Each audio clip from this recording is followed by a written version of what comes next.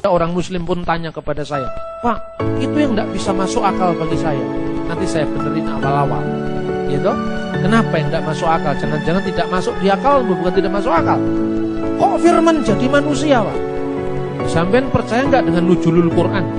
Firman turun jadi buku. Nuzulul Quran itu kan firman turun jadi buku. Jadi firman menjadi buku. Percaya nggak kamu firman menjadi kitab suci? Percaya, Pak. Loh, kalau firman turun jadi buku aja kamu percaya. Buku itu benda mati. Masa firman jadi manusia kamu tidak percaya? Langsung dia diam. Iya ya Pak, iya makanya jangan kritik orang. Kritik orang itu kan gampang. Firman menjadi buku kamu bisa percaya. Tapi kan gak pernah kami mengatakan Quran itu Tuhan. Nah, justru itu masalahnya. Sesuatu yang bukan ciptaan itu apa? Sesuatu yang bukan ciptaan itu kan pasti pencipta. Di dunia itu hanya ada dua, pencipta, ciptaan, kholik, makhluk. Tidak ada yang di tengah-tengah. Saudara muslim kita ini percaya Al-Quran itu gak diciptakan karena dia firman Allah. Karena apa? Allah menciptakan dengan firman-Nya. Tidak mungkin firman diciptakan.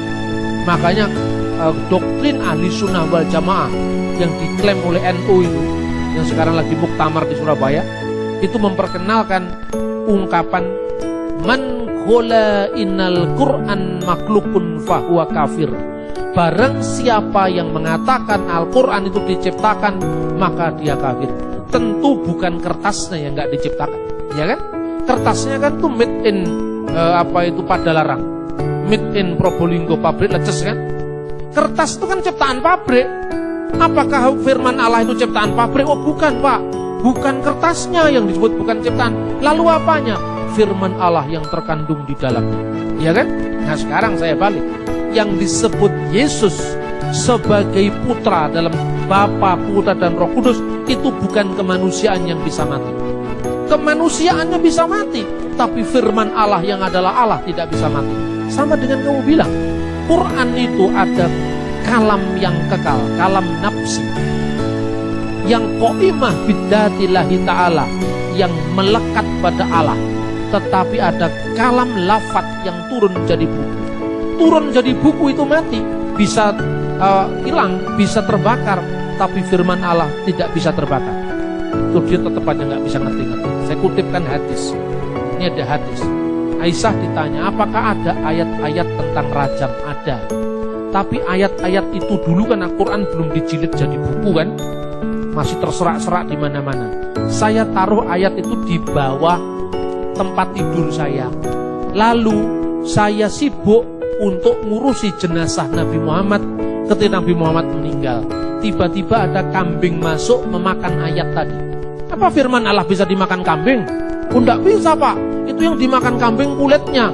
Yesus juga firman Allah tidak mati. Yang mati kemanusiaannya. 1 Petrus pasal 3:18, dia yang dibunuh dalam keadaannya sebagai manusia.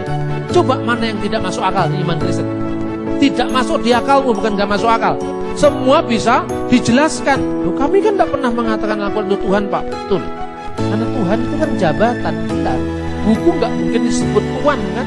Yang disebut Tuhan itu adalah Tuan Takur, Tuan Sulaiman kan itu kan? Tuhan di atas segala Tuhan itulah Lord of Lord. Itu Tuhan. Segala kuasa di surga dan di bumi telah diberikan kepadaku. Ya kan? Kata Yesus. Hendaklah seluruh orang Israel mengetahui bahwa Yesus yang telah kamu salibkan itu menjadi Tuhan dan Kristus. Allah telah menjadikan Yesus yang kamu salibkan itu sebagai Tuhan dan Kristus. Jadi di dalam Kristus ada kodrat ganda. Firman Allah yang sepenuhnya Allah dan anak Maria yang sepenuhnya manusia. Dalam kemanusiaannya Yesus mati. Seperti kertasnya Quran juga bisa dibakar, maka Kristus sebagai manusia bisa mati. Tetapi firman Allah tidak bisa mati. Firman Allah itu kekal, karena menciptakan segala sesuatu Allah itu dengan firman. Justru yang problematik saya tanyakan kepada saudara muslim. Firman Allah itu Allah apa bukan? Bukan, Pak. Ciptaan apa bukan? Bukan ciptaan, tapi bukan Allah. Lalu apa sekarang? Ketika firman Allah itu kekal, Allah juga kekal, dan firman itu bukan Allah, berarti ada dua yang kekal. Dua apa satu ini? Dua. Satunya firman yang kekal, satunya Allah yang kekal. Berarti Tuhanmu bukan satu, dua. Tapi kalau firman itu adalah Allah, firman itu kekal, dan firman itu sendiri adalah Allah, berapa Tuhan? Satu. Kekristenan lebih tauhid dulu begitu. Nah, mulai pusing, saya belokkan yang lain dulu supaya dia tidak marah. Saya cuma mengatakan, makanya jangan suka mengkritik. Pahami dulu apa yang Anda kritik. Orang Kristen tidak seprimitif apa yang kamu pikir. Bahwa Tuhan itu beranak nabi di pertuan, tidak seperti itu. Umat Kristen memiliki dasar yang kokoh, yaitu kitab suci, Alkitab, yang teksnya bisa dilihat sampai hari ini, keakuratannya bisa dipertanggungjawabkan, dan bahkan Taurat yang kita pakai, Kejadian, Keluaran, Imamat, Ulangan, Bilangan, Sefer Bereshit, Sefer Elishemot, Wayikra, Elehadevarim, itu kitab Bemidbar, Wayikra, Elehadevarim. Nama-namanya kitab suci, kitab Musa yang pertama. Itu satu kitab dipakai oleh tiga agama yang berbeda-beda. Pertama, orang Yahudi. Orang Yahudi itu jelas gak percaya Tuhan Yesus kan? Tapi kok kenapa perjanjian lamanya sama dengan kita?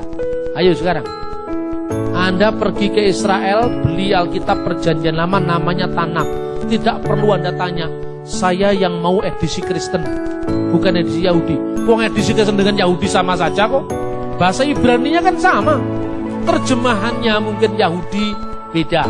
Misalnya dia menerjemahkan Wiruah Elohim merakefet alfini hamayim.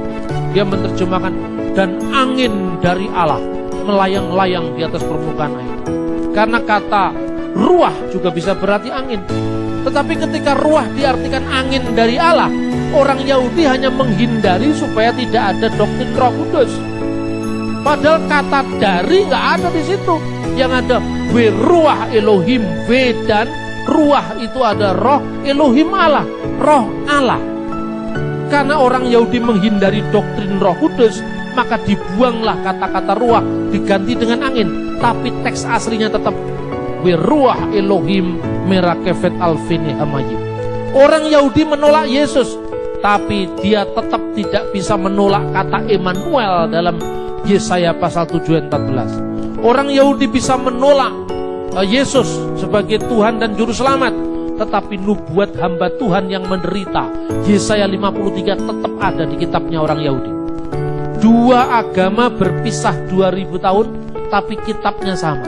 Kalau orang Kristen memalsukan Taurat Yahudi, Yahudi pasti protes. Nyatanya Taurat Yahudi dengan Taurat Kristen sama. Perjanjian lama Kristen dengan Tanakh Yahudi adalah sama. Ya kan? Lebih daripada itu, ada orang Samaria. Orang Samaria itu percaya bahwa kitab Taurat Musa. Mereka membaca Taurat yang sama, padahal sudah berpisah dengan Yahudi kira-kira abad ke-5 sebelum Masehi, sepulang dari pembuangan Babel. Karena orang-orang Samaria ini orang Yahudi yang menikah dengan 5 suku di Asyur, mereka ditolak dalam pembangunan Bait Allah yang kedua. Tetapi Tauratnya masih Taurat Samaria. Taurat yang sama dengan Taurat Yahudi, sama dengan perjanjian lama Kristen, khususnya kelima kitab Taurat yang pertama.